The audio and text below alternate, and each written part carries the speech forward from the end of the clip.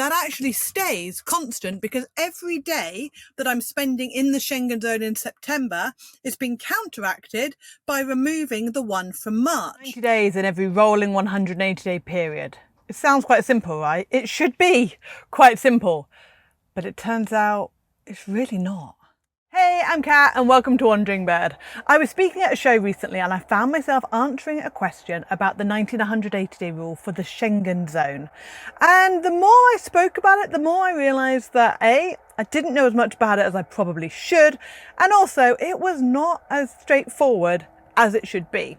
So since then I've done some research, I have exploded my brain, but I've actually figured it out and I want to share with you how you can figure out how long you can stay in the Schengen zone without breaking the law. So before I dive into the nitty-gritty, let me go through a few of the basics for those of you who might not know. So the Schengen zone is a collection of countries across Europe where you can only spend a certain amount of time in them as a collective. And this is the first thing that a lot of people have got wrong or got confused with, is that it's not 90 days in France, 90 days in Germany, 90 days in Spain. It's 90 days in all the countries in the Schengen zone in every rolling 180-day period. And I'll speak about the rolling bit shortly. All of those countries work as one zone. It does not include Ireland, and obviously it doesn't include the UK. So if you have a British passport, you can spend as long as you like in Ireland and vice versa. We're not getting into tax implications if you spend too long over there. That is well beyond the scope of this video, and this video is complicated enough as it is. But you can spend as long as you like in there. So when I spent time in Ireland at the beginning of this year, that doesn't count towards your days in the Schengen zone. It's also got nothing to do with the SES visa that's coming in, apparently in 2024. Even when that comes in, the Schengen zone will still exist. The 90 and every 180-day rule will still exist. So this is totally separate to that. Even if you have a visa, you'll still have to comply with the 90-day rule. And obviously it doesn't apply to everybody who's got rights to live in a country in the Schengen zone. It does apply if you have a second home there. If you don't have a residency permit, so for example, perhaps you own a second home in France or in Spain and you don't have a residency permit, you still have to comply with the 90-day rule. So let's dive into this, and some parts of this I hope are quite straightforward and some parts are a little bit more complicated. Don't feel stupid if you don't get this on the very first watching. Honestly, it's taken me several hours of going through all the websites. My brain has just gone turned to mush, and then trying to figure out how to explain it in a way that I hope makes sense. But some bits of it you might need to rewatch or come back to it, or drink a lot of alcohol and then come back to it, because bits of it are just a bit insane. But let's start with the basics and we will work our way up, because frankly, if you're only doing a couple of weeks here and a couple of weeks there and you're not worrying about squeezing every single day out of your 90-day allowance, it's really quite straightforward. So your 180-day period will start on the day that you enter the Schengen zone. So for the sake of this video, let's call that the 1st of June. So you've got a trip where you're going from the UK into France on the 1st of June, and you actually arrive in the first Schengen zone country on that 1st of June.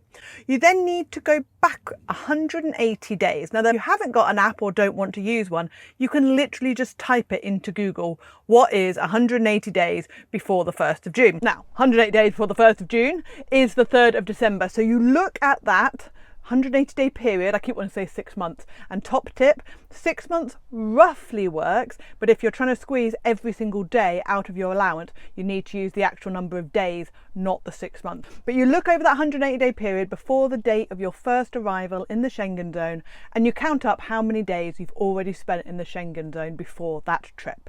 So if you've not gone at all into the Schengen zone in that 180-day period before your trip, easy peasy, you can spend 90 days in the Schengen zone, going around all the various countries without any worries whatsoever. Now, I've tried out loads of different apps, and some of them are good, some of them are really rubbish, and some of them are paid. And I was just like, ugh, I haven't found one that I love, but I have found a website that I love, and I'm sure you could find a way of using this on your phone. And the website's got nothing to do with me, not affiliated, totally free to use, is 90180.com. It's really good. Hopefully this will make more sense to you. So let's put in the trips. Now, before we've even started, I'm filming this on the 24th of August this year. And so it shows you immediately your 180-day window. So any trips you did before the 26th of February don't count. don't count at all. So you can just completely ignore those for the purposes of this video. So we said we did a 15-day trip to France in March. What this website does compared to some of the other apps is it shows you how many days you've spent in the zone. You can use it for planning as well, but instead of showing you how many days you've got left, it shows you how many days you've spent in the zone. And then obviously you have to subtract that from 90. So we've done 15 days, which is why all the rest of the year has 15 days up until we get to the 28th of August. But if you do what is 180 days before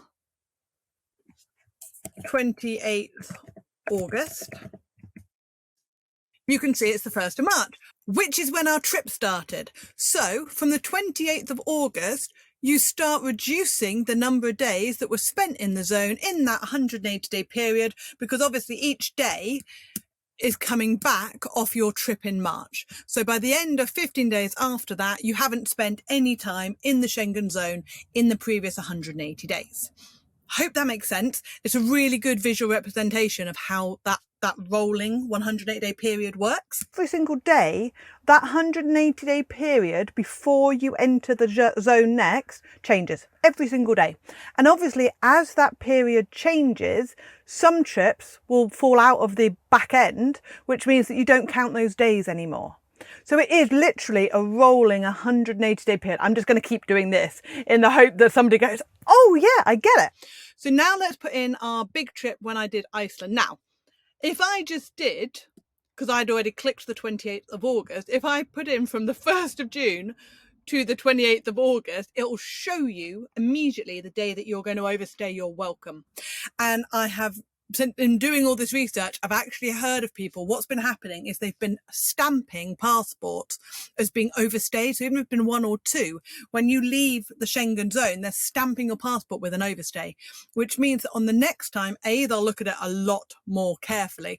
But also, if you ever wanted to get visas, which I think we're all going to have to do in the next year or 2, or if you ever want to do a residency permit, they can use that as a reason to refuse you access. And if you do it repeatedly, then they'll start banning you. And I know some people will find like €200 each for overstaying for 2 days. Now, I don't know whether that's €100 a day or whether that was just the fine, but it's well worth knowing that there are consequences of overstaying your welcome.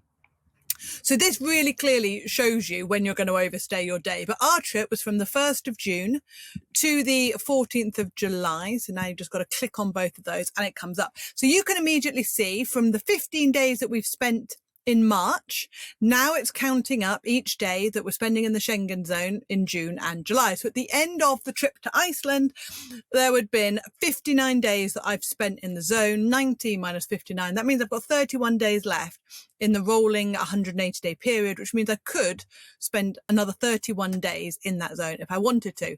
Now, again, the same day, the 28th of August, is when that 15 days in March starts being not counted. So even though I've just spent 44 days in June and July, that 15 days comes off at the end of August and into September, so that by the 11th of September, it's no longer counting that 15 days at all. It's just counting the 44 days that I spent in June and July. Hope that makes sense. So when we do our trip in September, and just for sheer fluke, I picked 15 days again because it was easy to add up to 30. But if you see I put 15 days on, that actually stays constant because every day that I'm spending in the Schengen zone in September is being counteracted by removing the one from March. So as it increases a day, it decreases a day because they're just moving at the same time. So the number of days you've spent in the zone stays exactly the same. That's why it hasn't moved up until, because obviously there were a few days here when it was decreasing. So it was 55 days when we entered the Schengen zone on the 1st of September. It stayed constant, but then obviously those 15 days were wound down beforehand. So it's gone up a few days at the end of our trip because it started going down before our trip. So at the end, it all evens out.